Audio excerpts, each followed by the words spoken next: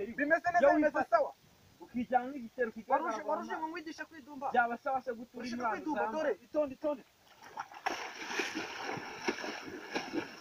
ubwo nta soni ufite garagura muri ayo mazi ndimo ndidumba cyane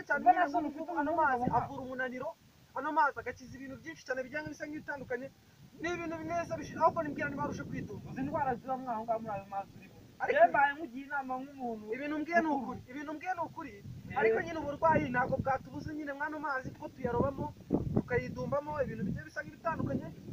harimo n'ibindi byinshi cyane tugenda dukorera uzi neza ko abantu bayanywa amazi wayanduje aya se barayanywa nyine aya ngaya hano nzabaza bayavoma se bayakore nzabaza numve uri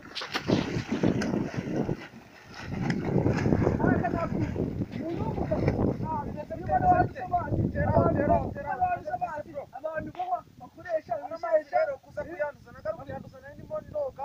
koga gutya rero bifasha abantu ubu birafasha cyane bifasha abantu kugira utuntu tujyanye nyine no kugira umunaniro ariko byano mazi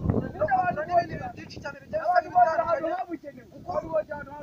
habukenewe ubona ahantu habukenewe reka winindira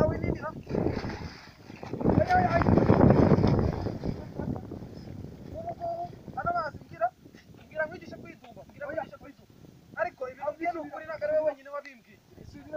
ibintu mbwiye ni ukuri ntabwo ari wowe wenyine wabimbwiye hari n'undi muntu wabimbwiye yarambwiye ngo ano mazi ubwiye guki abantu benshi ngo barayakenera bakayakoresha bakoresha ibintu byinshi bitandukanye hari abayatunganya bakayanywa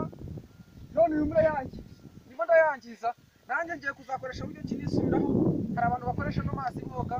hari abantu bakoresha ano mazi bisi wenda batetse hari n'abandi bantu bakoresha andi mazi ariko harimo n'abadufasha kuyanduza nkanjye ngubu nari mwibwira ntambe ufite ushobora no kurwara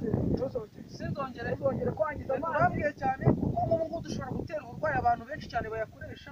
ibintu bigiye bisa nk'ibitandukanye kuko harimo n'imyanda bajugunyamo ibintu bijyanye n'ibyuma ibintu bijyanye n'ibipapuro ibintu bijyanye